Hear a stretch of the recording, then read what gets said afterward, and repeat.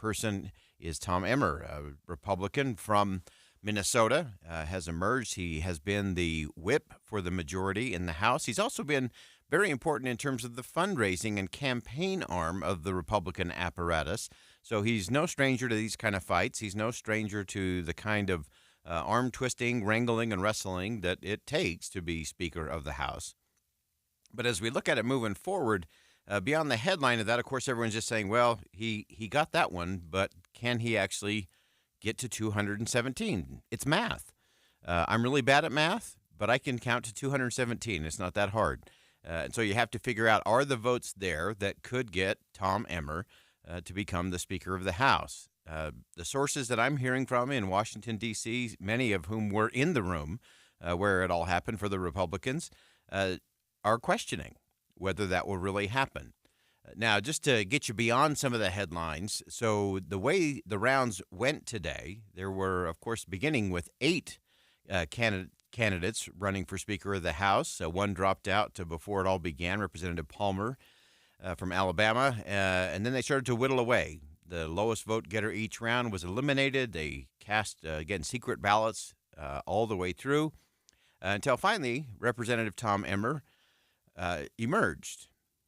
Now, the interesting thing was he emerged with almost exactly the same vote count as the original race was between Steve Scalise and Jim Jordan, 117 to 97.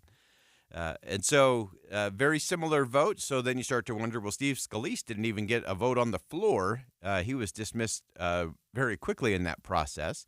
Jim Jordan then took up the helm, got a little more than that in the conference, but was never able to get beyond 200 in that race to 217. And so the questions then become, can they get there? Is there anyone who can get to 217 in the current state of the Republican Party? Or is this, as our own Representative John Curtis has said, is this now the minnow party? Is it a majority in name only? Are they just the majority because they just have the name of majority, but they really can't govern? That becomes the real question, and there's a lot of frustration going on. Now, one of the other interesting things beyond the headlines is after they had the vote where Speaker designee Tom Emmer got enough votes, he actually called for a roll call vote in terms of those who would support him on the floor. So a roll call vote, not a secret ballot, so he could identify who's holding out, who still has questions, who wants to chat, so that he could just get a real clear understanding of who he needs to talk to over the next 50 minutes now. They're scheduled to reconvene, the Republicans are, at 4 p.m. Eastern, 2 p.m. here in Utah. And so that will be the big question. There's currently at least 26 who either voted against him in the roll call vote or voted present or did not cast a vote. So I think the number is actually a little higher than 26. Remember, he can only lose 4. You can only lose 4 out of those Republican votes to become the Speaker because the Democrats have proven they can stick together. They can be in lockstep. All 212 of the Democrats, I guarantee you, will vote for their person to be Speaker, Hakeem Jeffries. And so there's not going to be any wiggle room there. So he's got a long way to go to get 26, at least 26. I actually think it's closer to 30 from what I'm hearing on the inside, and whether or not he can navigate that will be the big test.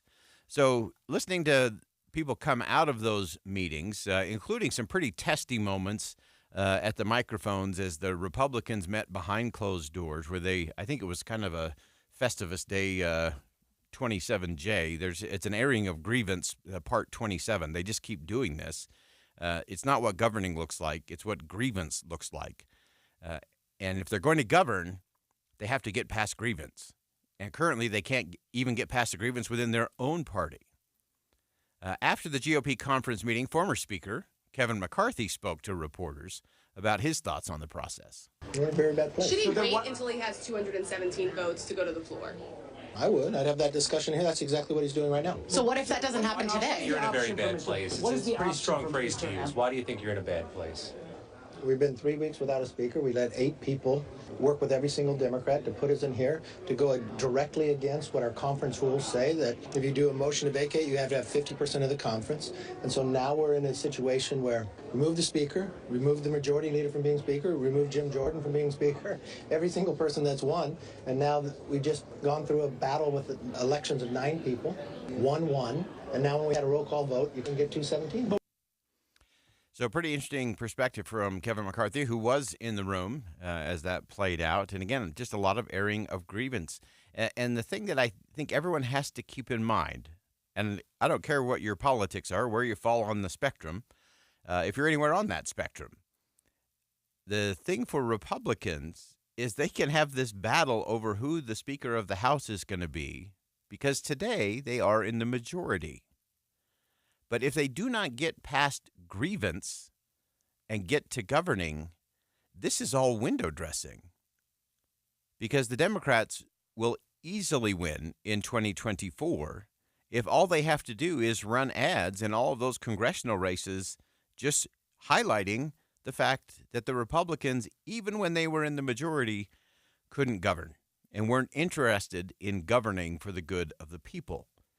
So that's the real challenge. If you're on the Republican side, you have to say, look, people, we elected you to go govern. And if you can't govern, you're not going to get to govern. That's sort of how it works. And so all of this theatrics and all of this drama and palace intrigue that's going on inside the Republican conference is going to be really short-lived. Because if they can't prove they can govern, I'm pretty sure the Democrats will win the House and take back control, and then they will get to choose who the Speaker of the House is. So this may be all for a very short window if they can't get past the grievance side of the House. Former Speaker candidate Steve Scalise talked to reporters within the last hour, gave some updates on Tom Emmer's efforts and nomination. He said that Representative Emmers is currently talking with other members of the conference to get some of those holdouts to get over onto his side of the ledger so they can actually get this down onto the floor. First of all, he's hearing everybody out. Those conversations are going on as we speak. So that's the first thing that Tom's doing is hearing people out. That's what, frankly, that's what this whole process has been about. Ultimately, work to move them over, and we've got to keep working until we get 217. And I'm going to do what I can to help Tom. A White House reporter for CNN, Manu Raju, spoke to a number of GOP caucus members as they came out of those meetings, in particular Dusty Johnson from South Dakota, Representative Garcia from California, and Representative LaLota from New York. And they all had some pretty similar things to say in terms of what their constituents are telling them. What did you hear from your constituents this weekend about the dysfunction up here? They just can't believe that we're this bad. It's not positive. It's dilutive to our efforts, obviously, in keeping the majority. My constituents, my long-line constituents, are pretty darn frustrated with this process. They want us to get on with business. So everyone is talking about the frustration factor. They're starting to hear a little bit more from constituents in terms of, hey, why can't you just govern? Just get it done and get governing.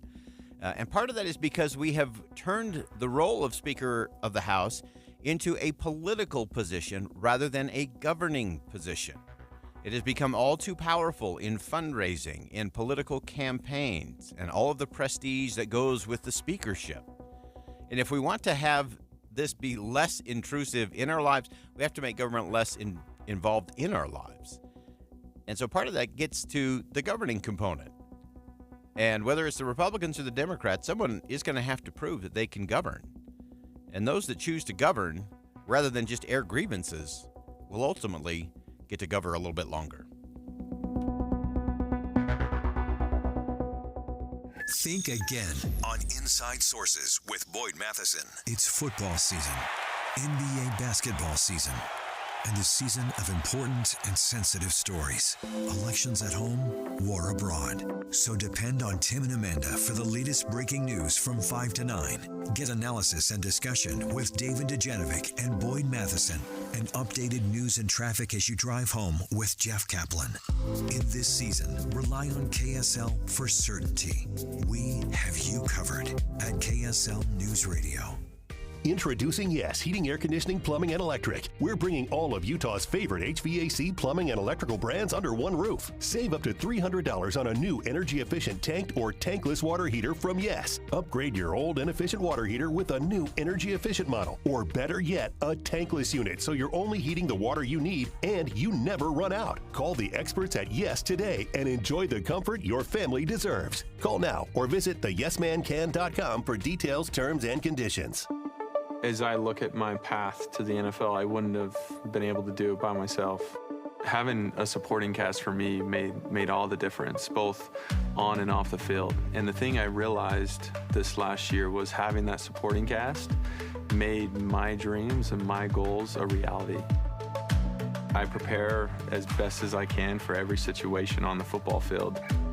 You know, that same mindset applies to me as a husband, as a dad. And being a new father with an 8-month-old child, I've realized that, you know, I now have a responsibility to my son and to my wife, just like I do my teammates. I spend all my time being a quarterback, and I need to find people that I can trust and rely upon. Deseret First Credit Union, they are those people that are spending all that time to help me manage and take care of my family. My name is Taysom Hill, and my why is faith, family, and football. At SimpliSafe, our award-winning home security has advanced sensors, HD cameras, and now this 24/7 LiveGuard protection, only from SimpliSafe. Monitoring agents can see and speak to intruders through our indoor camera to help stop crime in real time and for fast police response. Now get 45% off any new system with Fast Protect monitoring at simplisafe.com/radio. Advanced home security, 24/7 professional monitoring for less than $1 a day. There's no safe like SimpliSafe. Hi, this is Scott Trout of Cordell & Cordell. If you're a dad who is facing divorce, there are extra layers of stress that may include stereotypes and assumptions. No two situations are the same. Our legal experience and dedication prepare us for whatever legal challenges we face together. You need a partner you can count on. For more than 30 years, Cordell & Cordell has represented men in divorce. Schedule an appointment with one of Cordell & Cordell's Salt Lake City area attorneys. 910 West Legacy Center Way, Suite 120, Midvale, Utah, 84047. Spend some time with the ones you love and the most unique dining experience in Utah. Five All's Restaurant. 5 stars, 5 courses, history and tradition. Now open Wednesdays. 5 All's Fine Dining. With the 3 things you need to know this hour, I'm Dan Thomas. First, slow tax collections means Salt Lake County may have to impose a hiring freeze. Second, a mailer sent out to Sandy voters is drawing the ire of the city's mayor.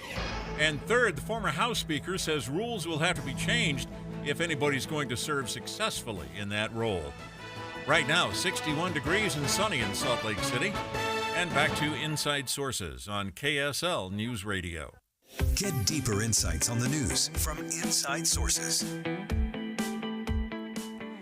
As we've been covering last week, of course, the headlines about the bombing of a hospital in Gaza circulated around the world, triggering mass protests against the embassies in Arab countries. Then as time passed and the facts started to change and emerge, the question then becomes, what are we left with? What happened? What are the lessons that we all should learn from the media to elected officials in government to all of us as consumers of news? What are the principles that we need to get back to in terms of being able to consume, digest, and have confidence in what we're hearing, especially within the fog of war and some really challenging circumstances? One of my favorite writers, Jennifer Graham, veteran journalist, enterprise reporter for the Deseret News, had a wonderful piece talking about something we often reference on this show, and that is instant certainty is the enemy of truth, and it undermines trust. And Jennifer, loved your piece. And just kind of walk us through some of your thinking as you watch this play out and see so many in the media jump to that instant certainty to break those news stories, only to realize that the truth sort of got lost in the shuffle.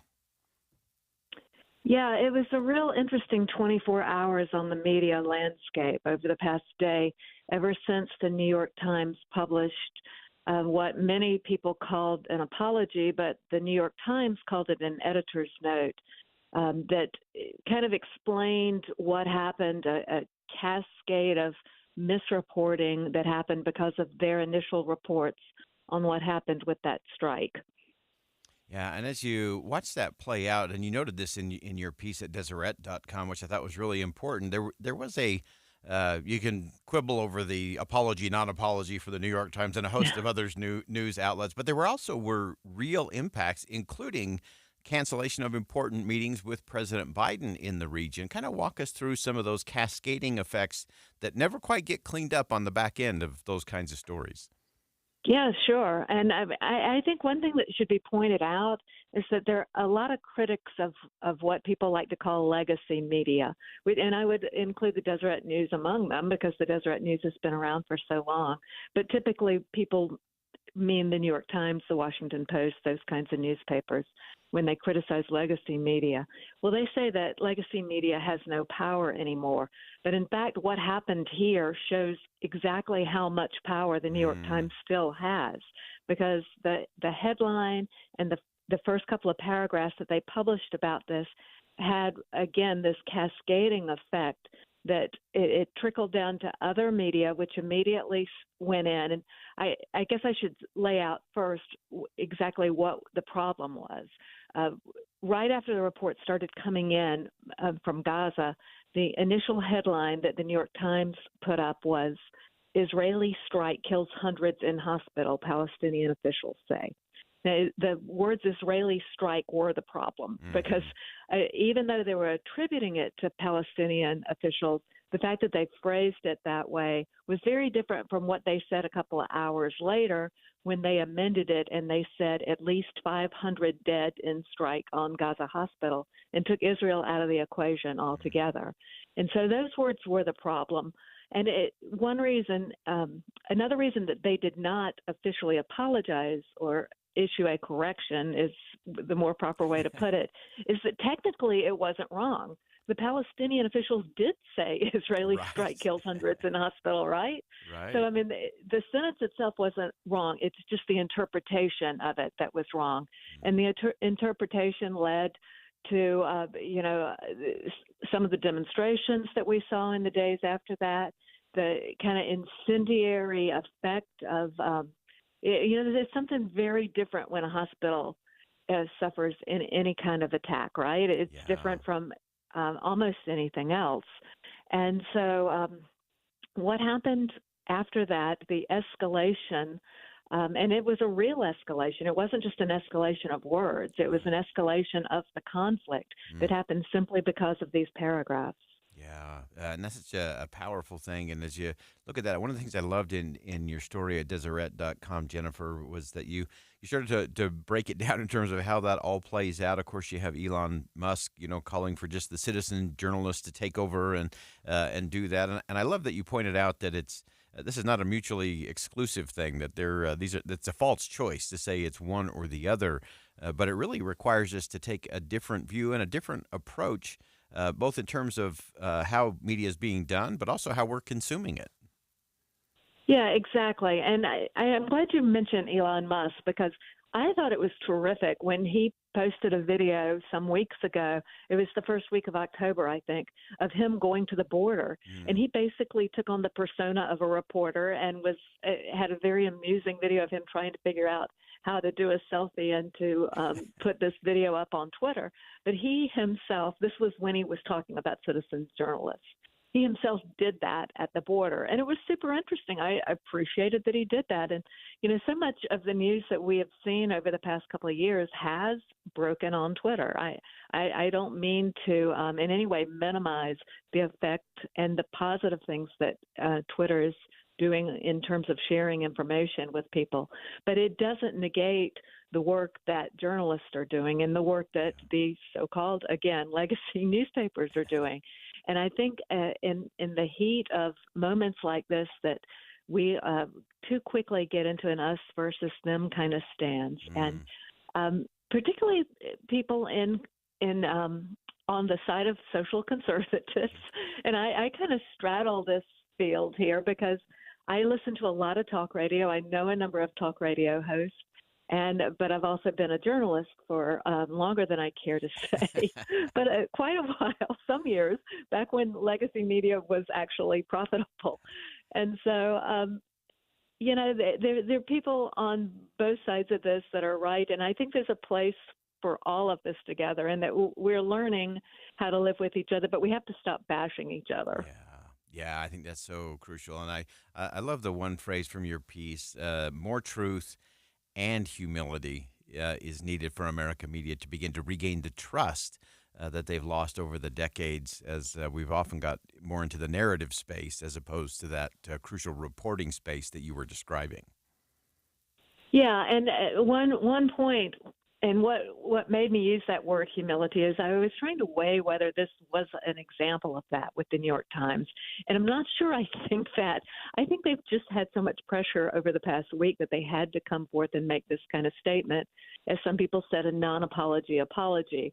And again, we forget how rare mistakes of this magnitude are, that the fact that they issued this note of just a couple of paragraphs made news worldwide that the New York Times was doing this. If they were having to do it every day, it would be very different. But it is rare for a newspaper to get something so terribly wrong and to have the kind of consequences this did. So there's that. We can debate, have a lively dinner conversation, debate over whether they should have taken 6 days to do this, and I'm sure their lawyers were involved in making that decision of what would be written and when it would be issued. But yeah, I think journalists have an obligation to quickly as possible admit when we have done something wrong. And I think that people who consume news need to give us the benefit of the doubt, which seems to be missing a lot these days. I cited that figure that one poll last year from the Knight Foundation found that 50% or almost 50% of Americans think journalists are deliberately misleading them. And I can tell you, I've been in this business blah, blah, blah years. And I don't know, I have never encountered a single journalist who was not earnestly trying to do their job. And we as journalists, and because you have been in this business as well, how distraught we are when we have to issue a correction. I mean, we take it to heart. I mean, it is kind of the worst thing that can happen to a journalist. Yeah. Well, great perspective, wonderful writing as always. If you aren't following Jennifer Graham, you are missing out because she will make you think, and she will make you read and consume news in a very different way on a wide variety of topics. Because she's a keen observer of what's going on and has mastered the craft of putting that into words and sentences that make you think different, and that's why we love it. Jennifer, thanks so much for joining us today. Thank you. Thank you for this opportunity. It's Jennifer Graham from the Deseret News. Great piece there. Lots to think about there. We'll step aside for bottom of the hour news. More Inside Sources coming up next.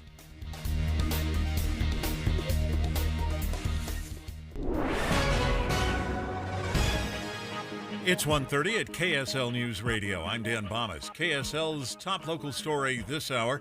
Sandy City officials are calling out political attack mailers aimed at City Council candidate Aaron DeKaiser.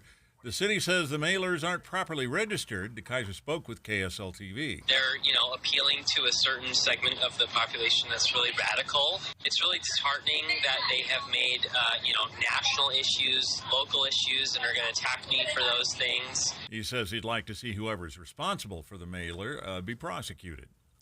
A couple from Vernal has been charged with child abuse, accused of starving their 9-year-old son and tying him up to keep him away from food. Police say the boy weighed only 37 pounds when they took him to a local hospital. James Arlen Weber and Amy Weber are charged with aggravated child abuse. The boy is now in state custody and recovering at Primary Children's Hospital. Our top national story this hour from ABC News. Israel's ambassador to the United Nations, Gilad Erdan, is calling on Secretary General Antonio Guterres to step down after comments that Guterres made about the conflict between Israel and Hamas militants. Guterres said that Israel should pull back its bombing campaign in Gaza so civilians can get help. But the grievances of the Palestinian people cannot justify the appalling attacks by Hamas, and those appalling attacks cannot justify the collective punishment of the Palestinian people. Israel's foreign minister Eli Cohen canceled a meeting with Guterres today. Your money at this moment, the Dow Jones average, looking like it's going to be up on the day when trading finally closes. Right now up 257 points. And the NASDAQ is up on the day 126 points. And our KSL weather, we've got sunshine today, south winds tomorrow. That's next. KSL News Time, 1:32. Start your days with knowledgeable, friendly voices telling you about the latest news and weather out there. Hi, this is Tim Hughes and Amanda Dixon In the business of waking you up each morning from 5 to 9. on KSL News Radio. If you think you can't afford a home of your own, think again. Even with interest rates as high as they are, don't settle for a townhome or condo when you can build an R5 Flex ADU single-family home with a mortgage payment that is less than a townhome. R5 Homes' new Flex ADU homes are built to be both your dream home and your investment. Live on the upper floors and rent your beautiful basement suite to offset your mortgage payment by close to $2,000. Then, when your family grows and the interest rates go back down again, close one door, open another, and use the whole house as one. The R5 Homes Flex ADU gives you the advantage. Visit r5homes.com to learn more about the benefits of an ADU and view the floor plans. Mention you heard this on KSL and receive a $1,000 credit or referral incentive. Come trick or treat this Saturday, October 28th, and see our best-selling 2-story ADU model in Eagle Mountain off the Ranches Golf Course. Visit r5homes.com for directions. Have you Googled yourself lately? Are there negative posts from an ex-employee or from a former client? Maybe an outdated news article or sensitive personal information about your family? Search engines don't always get it right. For right or wrong, it's your reputation on the line. That's where Reputation Defender by Norton comes in. One of the most trusted names in online reputation repair, Reputation Defender has been fixing people's search results for over 15 years. Their cutting-edge approaches help you to wipe away unwanted information in your search results. They also promote the good stuff so that it rises to the top, helping you put your best foot forward. Your good name is too valuable to leave to the whims of a Google algorithm. Take control with Reputation Defender. You can start by getting your free reputation report card at reputationdefender.com or call 800-401-6681 to speak to an expert. That's 800-401-6681. Traffic and weather together, brought to you by Granite Credit Union's new Dividend Plus checking account. Here's Josh Kitchen. We have one new crash in South Weber. That's on northbound Highway 89, just north of the I-84 intersection. It's blocking a right lane and causing delays back to Weber Drive. The Piano Guys are hitting the road and will be performing 4 intimate shows at Sandy Amphitheater on September 5th, 6th, and 7th, 2024. Tickets on sale at sandyamp.com. I'm Josh Kitchen in the KSL Traffic Center. KSL weather, partly cloudy today with a high of 66. Warmer with south winds tomorrow, and then rain is likely on Tuesday with a high in the 50s. Right now, 61 degrees and sunny. I'm Dan Bomas, KSL News Radio, 102.7 FM, 1160 AM, and KSLNewsRadio.com, Utah's news, traffic, and weather station. Inside Sources. Inside Sources. America's voice of reason. Boyd Matheson on Utah's home for elevated conversation. Inside Sources on KSL News Radio. As we continue to monitor and watch all that is unfolding, really minute by minute in the Middle East, the U.S. diplomats, Secretary of State Antony Blinken, and so many others are at the UN Security Council meeting today. The goals are very clear. The stakes are incredibly high to rally the global community to prevent escalation of the conflict in the Middle East. And so we want to break down just a little bit in this segment what America's message is on the world stage, how that is playing here at home and abroad to our allies as well as to our enemies. And let's start with Secretary Blinken. He began his address to the Security Council by imploring members to strongly condemn Hamas and express the outrage that should be felt by all against the attacks on October the 7th. I'm here today because the United States believes that the United Nations, and this council in particular, has a crucial role to play in addressing this crisis. We all recognize the right, and indeed the imperative, of states to defend themselves against terrorism. That's why we must unequivocally condemn Hamas's barbaric terrorist attack against Israel. We have to ask, where is the outrage? Where is the revulsion? Where is the explicit condemnation of these horrors? We must affirm the right of any nation to defend itself and to prevent such horror from repeating itself. Every one of us has a responsibility in defeating terrorism. Everyone has a responsibility in defeating terrorism. And I thought it was quite poignant that Secretary Blinken said that, look, we need to call this out specifically for what it is, and specifically and explicitly for what was done. And just broad statements are not sufficient. Remember that when we talk about things in generalities, we're rarely successful. When we talk about things in the specific, it changes the dynamic of the conversation. And so wide sweeping general statements often create more confusion than they do clarity. Sometimes in the effort to say little, we end up saying a whole lot to a lot of people that really matter. And so we have to be careful in our politically correct world that in an attempt to not offend anyone, we offend everyone. And while trying not to say too much, we say a whole lot in what we don't say. Now, this was a really interesting point for me. Secretary Blinken made an observation backed by facts of something that no one has talked about as it relates to the Palestinians. There are a host of things that we can talk about Gaza, about the Palestinian people, about the difference between the Palestinian people and Hamas. The interesting thing that Secretary Blinken noted at the UN today was that the United States of America has been the number one partner of Palestine in providing humanitarian aid. And he actually called on other countries to join the effort to aid Palestinian civilians. The United States has committed an additional $100 million in humanitarian assistance to Palestinians in Gaza and the West Bank, bringing the total aid that we've provided to the Palestinian people over the past 2.5 years to more than $1.6 billion. That makes the United States the largest single country donor, by far, to the Palestinian people. We call on all countries to join us in meeting the UN's appeal for the humanitarian situation in Gaza. At the heart of our efforts to save innocent lives in this conflict is our core belief that every civilian life is equally valuable. Every civilian life is equally valuable. $1.6 billion in aid over just the last 2.5 years directly from the United States to the Palestinian people in terms of humanitarian aid. So that's what that looks like. You don't hear a lot of that in many of the calls, but it's the yeah, but conversation. What about this? What about that?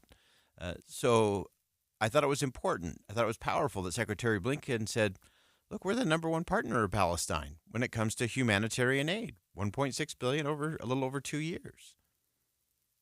Secretary Blinken went on to call out Iran specifically during the meeting, gave a very clear message that America wants no part of a conflict with Iran, but will respond with force if our forces are attacked. It is no secret to anyone in this room or on this council that for years, Iran has supported Hamas, Hezbollah, and other groups that continue to carry out attacks on Israel.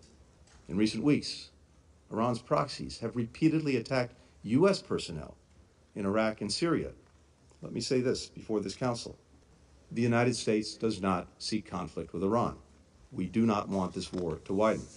But if Iran or its proxies attack U.S. personnel anywhere, make no mistake, we will defend our people, we will defend our security, swiftly and decisively. Secretary Blinken also marked the path forward into the future for the UN Security Council. Said if we fail to prevent escalation and war spreads in the region, Hamas will have won. But if we hold firm to principles, peace in the Middle East can once again become a realistic goal that everyone can work towards. Members of this council, we stand at a crossroads. Two paths lie before us. One is the path offered by Hamas. We know where it leads. Death, destruction, suffering, darkness. The other is the path toward greater peace, greater stability, greater opportunity, greater normalization and integration. A path toward people across the region being able to live side by side. A path toward Palestinians realizing their legitimate right to self-determination and a state of their own. Hamas does not get to choose for us. The United States stands ready to work with anyone who's ready to forge a more peaceful and secure future for the region, the future its people yearn for and so deserve. So there is a path to peace, and the United States is ready to work with anyone who's willing to take that path. It is the road less traveled. It is not the road that Hamas has been on or continues to be on. It is not the road that Iran continues to go down as it funds Hamas and other terrorist organizations around the world who are not looking for lasting peace. They're not on that path. They're on a completely different journey. And it's one that has a lot of pain, a lot of suffering, and a lot of sorrow for a lot of very innocent people.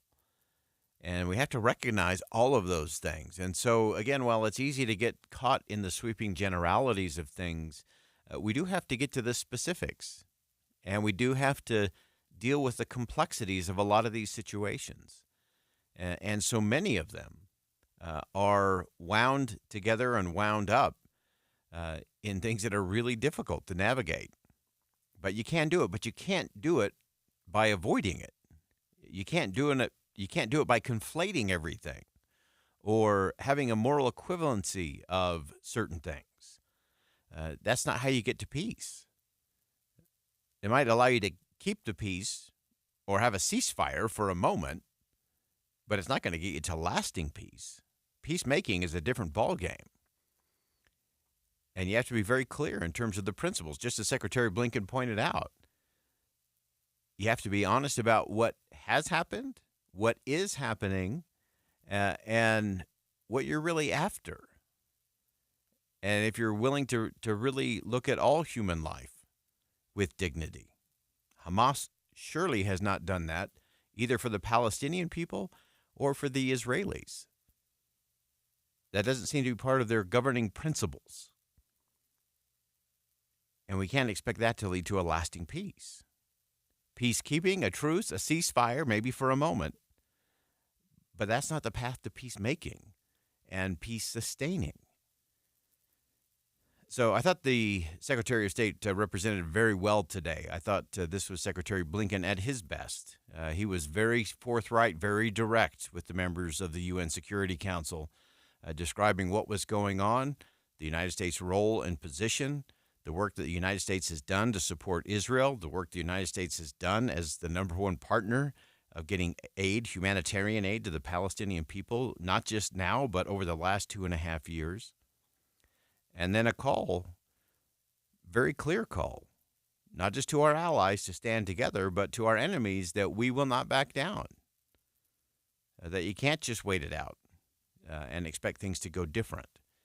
And often that requires us to get past the headlines. In fact, we're going to do that. You want to stick around because coming up at 2:05, we're going to go under the hood a little bit. We've heard a lot over the last few days about Qatar and the country of Qatar helping negotiate for some of the hostages to be released.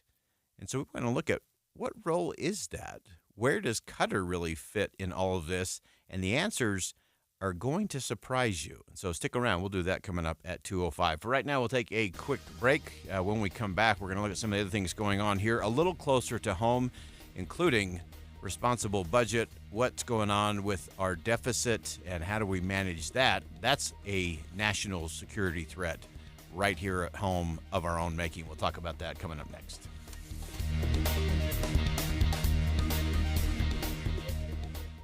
Colder weather is on the way. We've got to get those sweaters and jackets ready. And storms, too. Thursday, Friday, 40s and 50s, mostly cloudy, some rain developing. We have you covered as the seasons change. Stay updated with traffic and weather together every 10 minutes on the 9s. Mornings and afternoons on KSL News Radio. It is October. It's the beginning of the holiday season. Hi, this is Doug Wright. I want to talk about my friends at the Western Nut Company. They have been part of our family traditions now for years and years. They've been around almost 60 years, and you're going to find so many wonderful things for this time of year, any time of year. Let's talk about Halloween. It's just around the corner. All kinds of wonderful goodies for Halloween. Maybe you just want a big bowl of nuts to have there while you're watching the football game. Western Nut can take care of it all with an amazing selection. Now, don't forget that Thanksgiving is just around the corner. Whenever you're invited to a special event like a Thanksgiving dinner, it's always a nice thing to take along a hostess gift. They have a selection of items sure to please your hostess. Corporate giving. This is so important, and Western Nut, they are the experts. Make sure that your clients and your great customers and friends and neighbors have the very best from the Western Nut Company, 434 South on 3rd West, or go to westernnut.com. Have you Googled yourself lately? Are there negative posts from an ex-employee or from a former client? Maybe an outdated news article or sensitive personal information about your family? Search engines don't always get it right. For right or wrong, it's your reputation on the line. That's where Reputation Defender by Norton comes in. One of the most trusted names in online reputation repair, Reputation Defender has been fixing people's search results for over 15 years. Their cutting-edge approaches help you to wipe away unwanted information in your search results. They also promote the good stuff so that it rises to the top, helping you put your best foot forward. Your good name is too valuable to leave to the whims of a Google algorithm. Take control with Reputation Defender. You can start by getting your free reputation report card at reputationdefender.com or call 800-401-6681 to speak to an expert. That's 800-401-6681. Beethoven's Ninth just might be one of the greatest classical hits of all time. With its famous Ode to Joy, this iconic work is a favorite symphony for aficionados and a perfect first concert if you're symphonically curious. You don't want to miss your chance to see it at Maurice Abravanel Hall, live with the Utah Symphony November 3rd and 4th.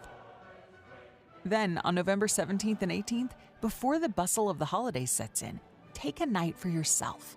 Picture a brisk fall evening with a delightful dinner downtown, followed by a concert with the Utah Symphony in the sparkling glow of Maurice Abravanel Hall. Be embraced by the warmth of Brahms' Second Symphony. This cheery and vivacious piece will brighten your autumn night. Tickets start at $21. Get yours at utahsymphony.org. Even before the pandemic, 1 in 5 American adults experience some form of mental illness, depression, suicide, prescription opioid misuse. Utah isn't immune to our share of challenges, but there is hope. We need to take action to keep our loved ones safe. That's why KSL has teamed with the University of Utah Huntsman Mental Health Institute to bring you hope and help you thrive. It's Healthy Mind Matters. Find out more at healthymindmatters.com. With the 3 things you need to know this hour, I'm Dan Bomas. First, Sandy's mayor is angry about a campaign mailer calling a candidate for city council wacko. Second, a couple from Vernal has been accused of starving their 9-year-old son and tying him up so he couldn't get to food. And third, Israel's UN ambassador is calling on the UN Secretary General to resign after he urged Israel to scale back on its bombing campaign in Gaza. Right now, 61 degrees and sunny in Salt Lake City. And back to Inside Sources on KSL News Radio. Hear elevated conversation on crucial issues. Boyd Matheson on Inside Sources. We're going to bring things a little closer to home now. A different kind of national security issue. America's financial state continues to worsen as we march towards the next government funding deadline coming up on November the 17th. This week, the U.S. deficit hit $1.7 trillion. That's the final report for the 2023 fiscal year. And what are lawmakers doing about it? Well, as you might have guessed, not a whole heck of a lot. So we want to dig into this just a little bit, and we always turn to our friend Romina Baccia, Director of Budget and Entitlement Policy at the Cato Institute. And Romina, welcome back to the show. Thanks for having me. I'm sorry to start off with an even more gruesome note, but the actual deficit for this year clocked in at $2 trillion. The reason for the $300 billion discrepancy between the amount you just mentioned, 1.7 versus true, is because the Supreme Court reversed the President Biden student loan cancellation plan that was included in last year's deficit. And so when the Supreme Court canceled that, the Congressional Budget Office subtracted that from this year's deficit. But actually, if you account for that glitch, if you will, the deficit is actually $2 trillion this year. Well, what's 320 billion amongst friends, right? That seems to be the going rate in Washington D.C. these days, and so walk us through that, because I actually do believe, with all the national security issues we're talking about, with all the other areas of the world, many have stated that our debt and deficit spending is actually a national security issue, and this is one that you've done a real deep dive on, a lot of digging around. Give us some perspective in terms of where we are, why we are, and then most importantly, what comes next. Yeah, if you look historically, those countries that have come out ahead during violent conflicts were generally those countries that were able to borrow to finance the wars. And in order for the United States to be able to borrow when that is necessary during times of crises, we have to be good stewards of our budget when we're living through economically strong times, like right now. Unfortunately, this $2 trillion deficit is actually the largest peacetime, non-emergency situation, like we're no longer in the pandemic, deficit the United States has ever had. But it's not driven by the pandemic. It is driven by unsustainable spending that was put into law decades ago, because Medicare spending from last year to this year grew by about 18%, and Social Security spending grew by about 11%. And then the biggest spending growth actually occurred in interest on the debt, which just about doubled as bond yields have been going up. And in part, bond yields going up, meaning the United States has to pay more in interest in order for investors to buy our debt, is a direct result of these high peacetime deficits and the unsustainable trajectory that the U.S. budget is on, primarily driven by Medicare and Social Security, and then, of course, interest on the debt. Some might say we are entering a so-called debt doom loop, where merely servicing our debt by paying the interest on the debt is further driving up interest rates, which then drives up how much we pay for interest on the debt, and you end up in this vicious cycle. Yeah.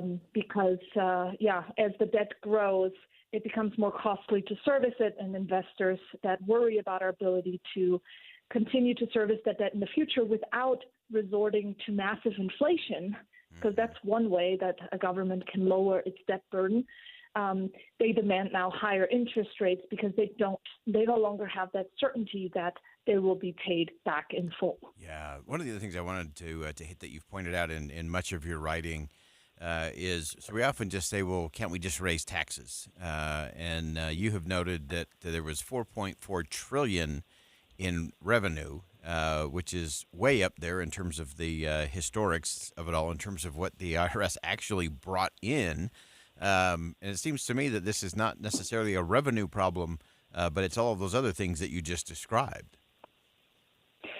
You're right. What we have is, if you think of it at the most basic level, human wants and needs are unlimited. Anytime you get a new car, or maybe you move into this new shiny house, after a few weeks or months, it starts feeling normal and you're looking for the next great thing. And so if we run our budget in this way without considering the economy's ability to finance government spending, and we just run up the national credit card, responding to these unlimited wants and needs, unfortunately, the means to finance those are not unlimited. Yeah. They are based on, our workforce and innovation that happens in the economy, and also the capital investments that businesses are making. And it's much more difficult for businesses to make major investments when interest rates are so high. And so that then depresses growth and makes it even harder to service the debt. So it really comes down to members of Congress having, in the past, abdicated responsibility by putting large federal government programs, mostly health care and old age pension programs, on autopilot that now grow without congressional review. No vote is necessary, and they just grow automatically. And so we need Congress to take that responsibility back, and I would argue empower a fiscal commission at this point that can act on a bipartisan basis to fix the problem that past Congresses have created and that current Congresses don't want to pay the political price for. Yeah, and I love the fact that you always get us to here's a path out of all of this. And so I want to dig into that fiscal commission that you referenced there. That one part of the reason we got here was undisciplined spending in the past, abdicating authority, Congress to the executive branch and agencies, and then the unwillingness of current members of Congress to do the hard work and heavy lifting of making tough decisions, which is what the job is supposed to be about. And so just describe for us quickly this fiscal commission, not just any commission. This is not just a blue ribbon for a blue ribbon commission standpoint. You actually have a proposal in terms of something that could move the needle in terms of the conversation.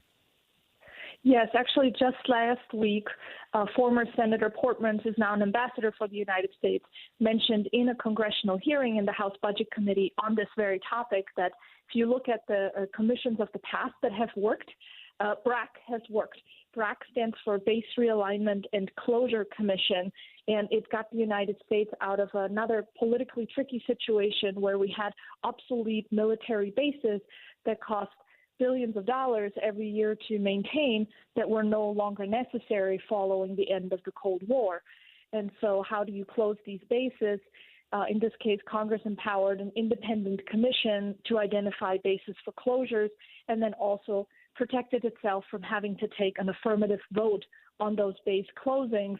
So instead, the process they used is called silent approval, where they empowered the commission up front to make those decisions, and then Congress retained the power to reject the commission proposal, but they didn't have to vote up or down, because that's how one of the most recent fiscal commissions failed, the so-called Simpson-Bowles Commission, which your listeners might have heard about.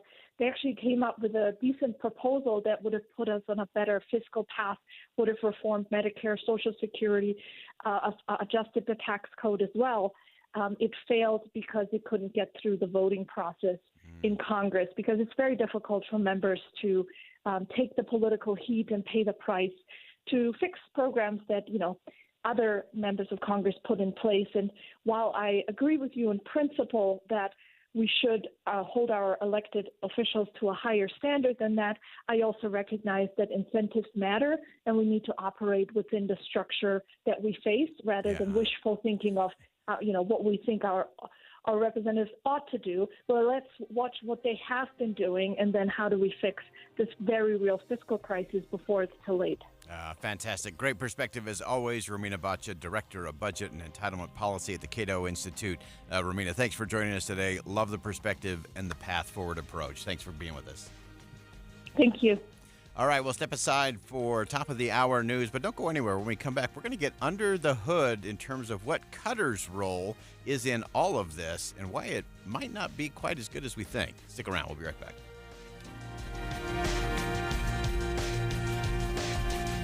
KSL FM Midvale. KSL Salt Lake City. Listen at home on any smart speaker. And in your car at 102.7 FM. This is KSL News Radio. Utah's news, traffic, and weather station. It's 2 o'clock at KSL News Radio. I'm Dan Bomas. KSL's top story this hour. Salt Lake City home buyers staying in their homes longer than they might have planned.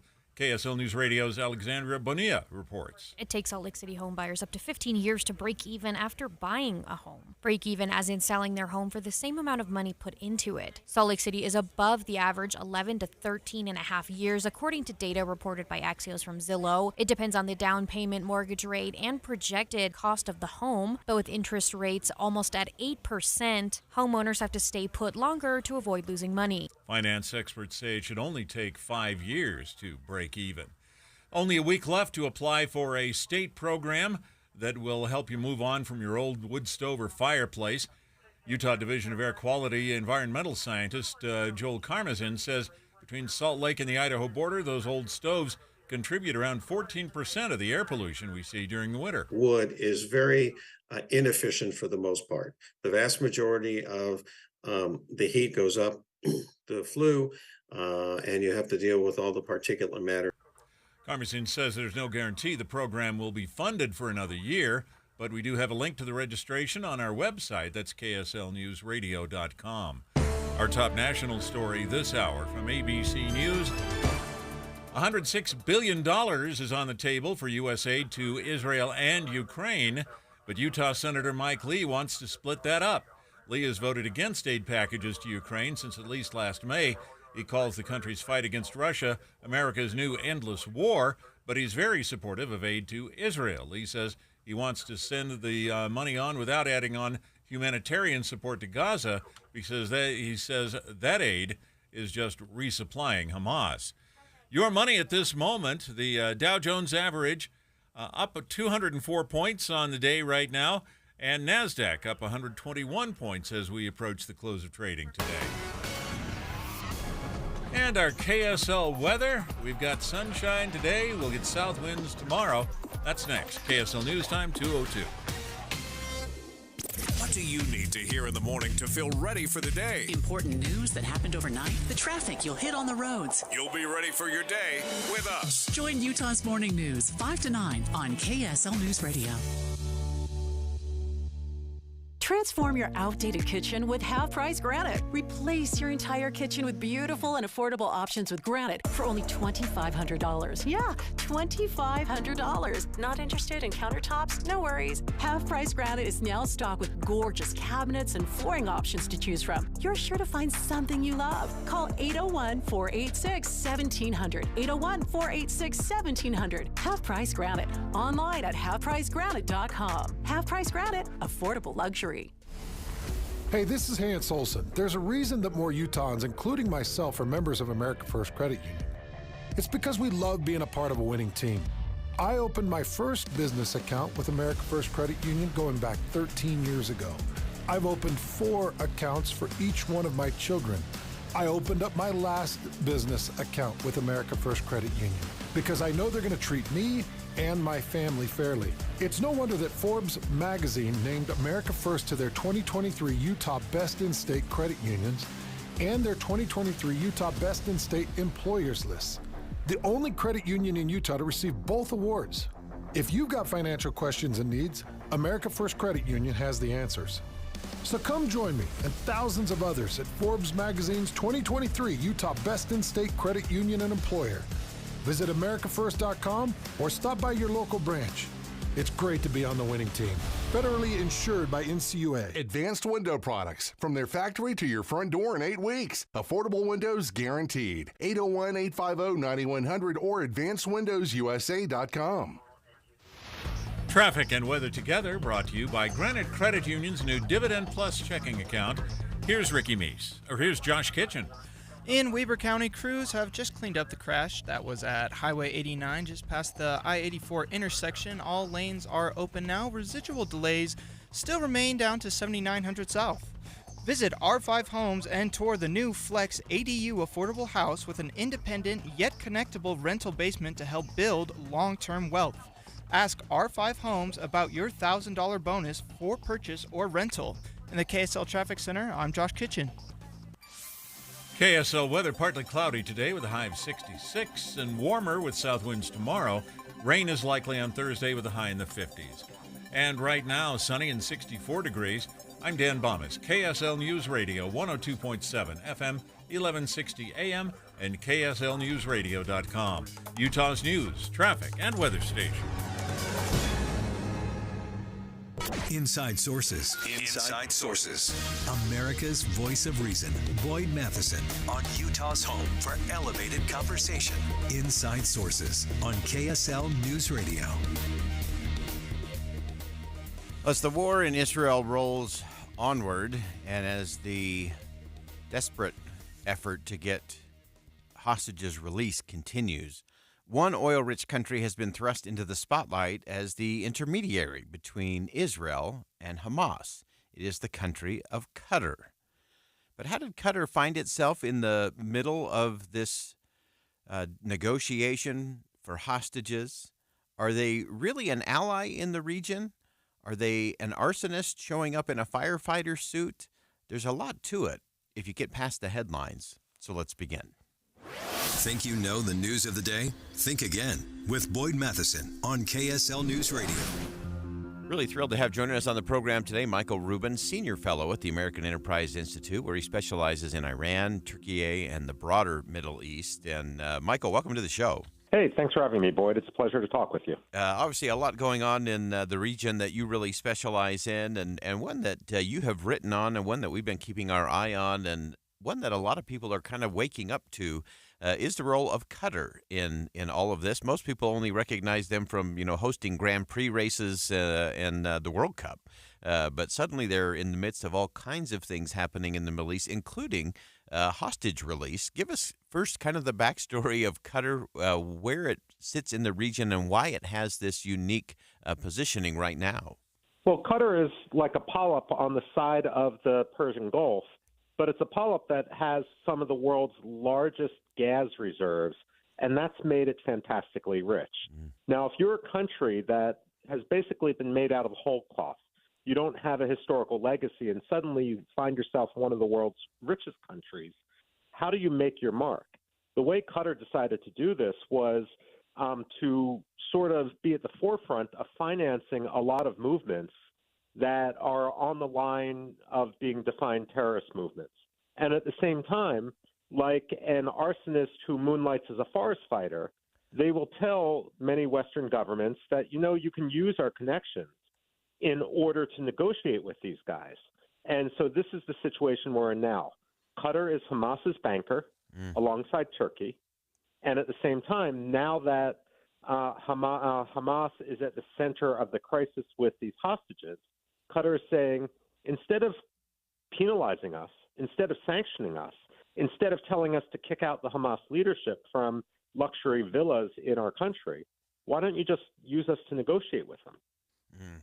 That is such a fascinating component to all of this. And it is a little bit of that arsonist and firefighter scenario where they are kind of playing both sides of this and almost trying to come out the hero on both on both sides, which makes it even more stunning. But you mentioned something in there, Michael, that I think is important, that a lot of the Hamas leaders actually have residence in Qatar. Well, that's absolutely right. When it comes to Hamas's support, you got Iran, which is one of its founders and provides it with weaponry. But then Turkey gives it a lot of diplomatic support and also some weaponry. And Turkey, remember, of course, is a NATO member. And at the same time, Qatar has always financed it and provided it it's become Al-Qaeda and terrorism's Disney World in a way. Now, here's the thing. Qatar will say, even though it's beyond dispute, that the Hamas leaders were in Qatar when all this went down, the civilian leaders. They're saying, look, these guys weren't even sure that this was going on. They were caught by surprise, as was the rest of the world. You can't really attribute what happened, the terrorist attack in Israel, with the Hamas leaders inside Qatar. But at the same time, they're saying, well, if you want to negotiate the hostage release, these are the guys you have to work with. So which is it? Do the Hamas leaders in Qatar have power over what goes on in the Gaza Strip or not? You can't have it both ways. And that's one of the things that the critics of Qatar have been saying is look, you can't have it both ways, but there has to be some sort of off-ramp for Qatar to either cut those ties with Hamas and other terrorist organizations, but we can't keep treating them and allowing them to play both sides of the fence. Well, I think that's absolutely the case. There's also a bit of a chicken and egg scenario going on in which Qatar will say, and I've had these conversations with them, we're only talking to the Taliban. We're only talking to Hamas and having these relations with them because the United States government wants us to so that they can pass messages. What I'm saying is that's a little too clever by half. We might pass messages through you because you happen to have relations, but that doesn't mean that we don't want to see the forest through the trees. The idea is to get rid of these terrorists. Now, what could Qatar do? Look, they've engaged in hostage negotiation elsewhere. This isn't the first time. Between the tiny African country of Djibouti and the North Korea of Africa, which is called Eritrea, for example, and they've done it elsewhere as well. Why can't they make that their brand? But they should start treating these Islamist movements, these terrorist groups, as a third rail, and should simply get out of that business. The question is whether they're going to be wise enough to do that. Yeah, you also mentioned in your piece some of the other areas where they've been sort of flexing that diplomatic muscle, including between Russia and Ukraine. Explain that for us. Well, as you know, when Russia invaded Ukraine, they seized a lot of children. the Russians did, and they brought them back, a lot of these Ukrainian children back to Russia. Now, overshadowed against the backdrop of this horrific Hamas terrorist attack on Israel 2 weeks ago was the fact that Qatar had negotiated the release of some of these Ukrainian children from Russia. So in a situation where Islamist terrorist groups aren't at play, why can't Qatar use its good offices there? And at the same time, Qatar's got to think about the future. The late Saudi oil minister Zaki Yamani was famous for saying, the Stone Age didn't end for a lack of stones. What he was implying is the oil age isn't going to end for a lack of oil, and therefore we've got to start diversifying our economy. We've got to start being more meaningful rather than simply spending money here and there and making that our policy. Yeah, and so talk to us about kind of that path forward. Clearly, there's been some efforts on the part of Qatar to increase those relationships with the West, the World Cup, the Grand Prix, kind of the sporting approach to diplomacy. What else are they doing? Is that part of an off ramp? Is that part of what you say is kind of that end of the Stone Age and maybe into something a little better? Well, that's absolutely the case. And, they're not the only ones doing it. The Saudis are doing it as well. Look, Qatar is basically, it's an absolute monarchy. The king at the top, the emir, the sheikh, gets to decide everything. A lot of younger Qataris are uneasy with his policies towards groups like the Muslim Brotherhood. The question is whether they can convince him to change course, because they certainly see the trajectory that Qatar is on is unsustainable. The question is whether ideology trumps pragmatism at the very top of the state. Yeah, and how should the United States and the Biden administration in particular, how should they be approaching the role of Qatar, especially as it relates to support for Israel and dealing specifically with those that have been captured by Hamas and are being held hostage? Well, there's two issues here. Number one, Qatar, after the 9/11 terrorist attacks, gave us the use of an air base at Al Udeid. That air base was meant to help with regard to Afghanistan. It wasn't meant to be a get-out-of-jail-free card for the worst behavior. The second issue is Qatar shouldn't expect to be rewarded for helping with the hostage release. They should be engaged in helping with the hostage release because it's the right thing to do. At the very least, they've got to show that the Hamas leaders are no longer going to be welcomed in Qatar, that they can go elsewhere. Because at this point, it's simply unsustainable to try to be on both sides of every issue. But if we want to get these hostages out, if that's even possible, then we should be working through whomever may have contacts. But, Qatar shouldn't expect and Hamas shouldn't expect that Hamas, a terrorist group, is going to get a multi-billion-dollar reward, a ransom, like the Iranians did. Great perspective. Michael Rubin, Senior Fellow at the American Enterprise Institute, specializes in Iran, Turkey, and the broader Middle East. Great perspective, important things for us to be thinking about as this continues to move forward. Michael, thanks so much for carving out some time for us today. Thank you, Boyd. That's really some under-the-hood perspective there that you're not going to hear a lot of other places. That, yes, we are very grateful that Qatar has been able to help at least get 2 American hostages. There are still at least 10 American hostages out of over 220 that are being held by Hamas after they invaded Israel, took those hostages back into Gaza. And so that's a good thing that you have someone like Qatar that can be an intermediary and all of that. At the same time, it's really tough if they're playing both sides of the fence, if they're both funding some of the Hamas folks, if they're housing and allowing the leaders of Hamas to live in Qatar. That becomes a real difficult thing. And is it, in the end, not just a headline of who can help us get hostages out, but is it the firefighter who's the arsonist and trying to get credit where they're actually part of the problem rather than really being a permanent part of a better solution? That's a good question for all of us to think about. We'll step aside. We'll be right back. Think again on Inside Sources with Boyd Matheson. The Utah Jazz open the season Wednesday night. The Jazz look for a fresh start against the Sacramento Kings.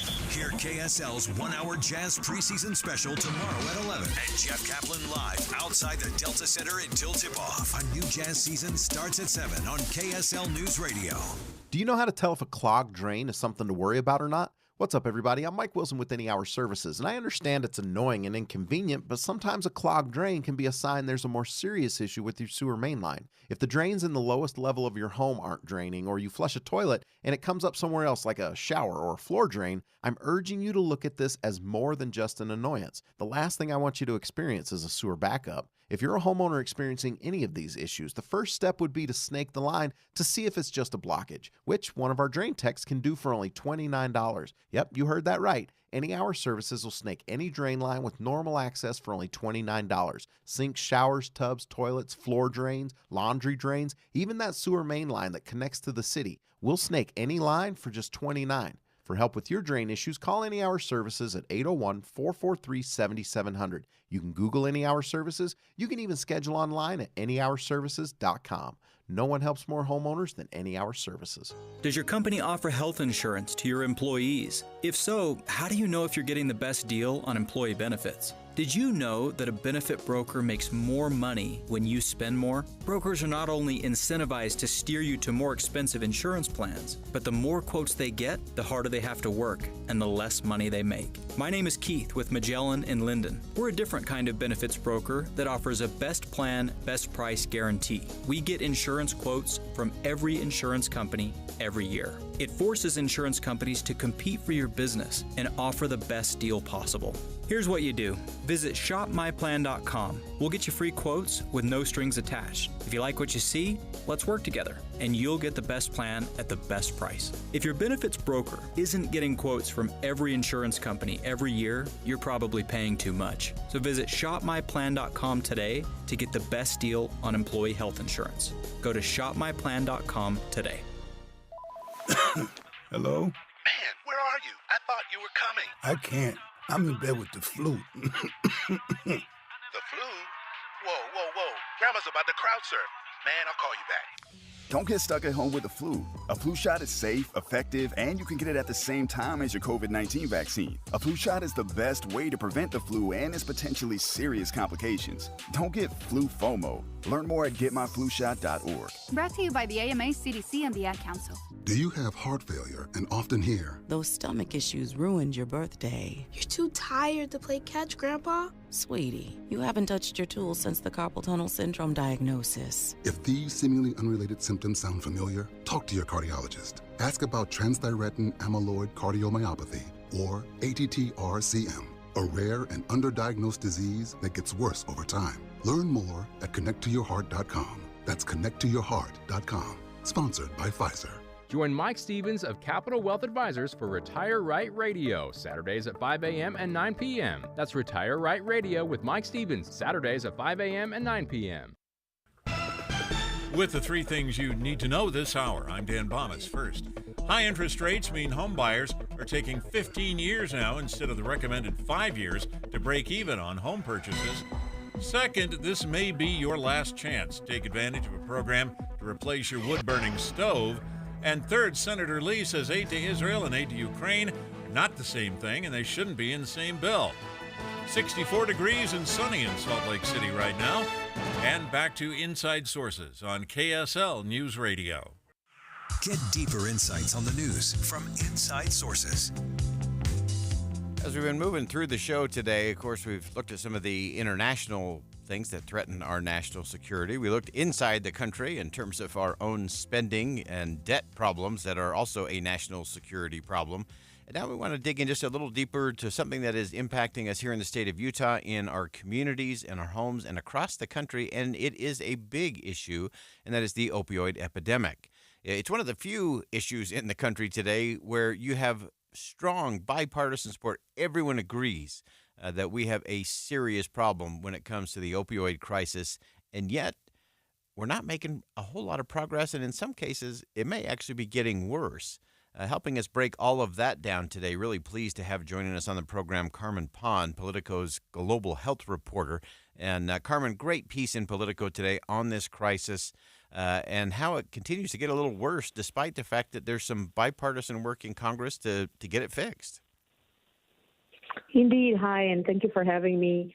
So, 5 years ago when the number of overdose deaths was, 60% lower than today. Congress, Republicans, Democrat, and then President Trump all got together to pass a major bill that was called the Support Act, and basically had funding over $20 billion for 5 years for treatment, recovery, prevention, and obviously law enforcement. And now that law has come up for reauthorization for its legal renewal, which has to happen every 5 years.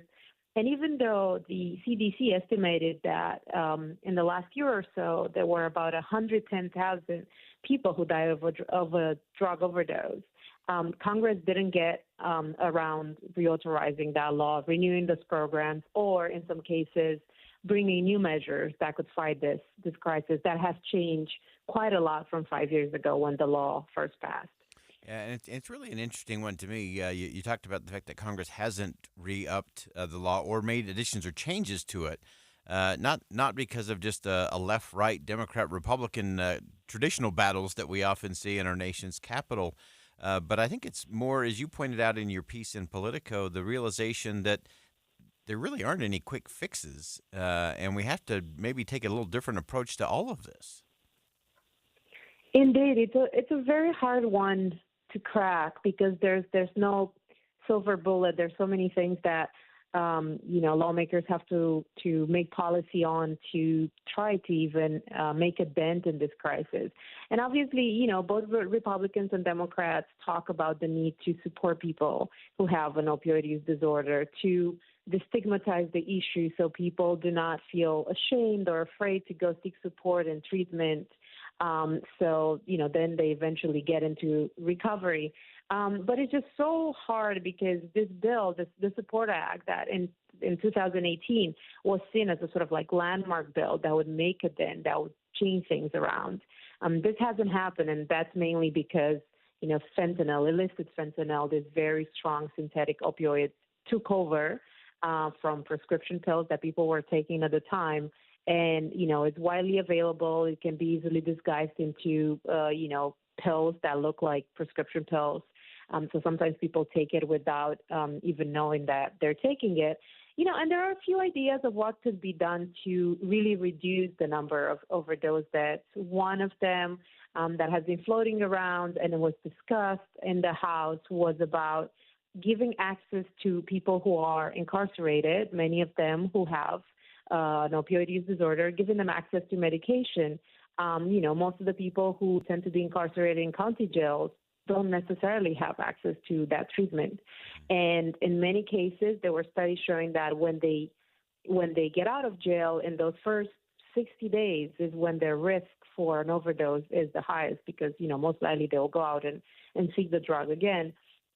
But, some Republicans who led the discussions on the reauthorization of the bill were concerned that this would cost billions of dollars for the federal government that is just not there.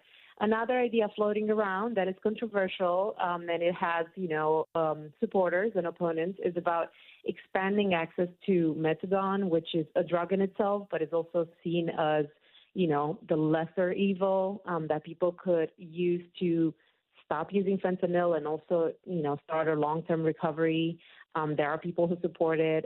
There is a bill that was introduced in the Senate to do so, but there are also doctors who are licensed methadone prescribers that are actually saying this might actually make the overdose crisis even worse because then people maybe would not die from a fentanyl overdose, but they would die from, a methadone overdose. So, as we were saying at the beginning of this, no easy fixes for this. Yeah, there are no easy fixes. And it also points out just how complicated it gets when we're trying to do all of this from Washington, D.C. You pointed out in your piece that on the Senate side of things that the chair of that committee, Bernie Sanders, said that, they didn't get around to it because they had other priorities, other things that they were working on in their committee.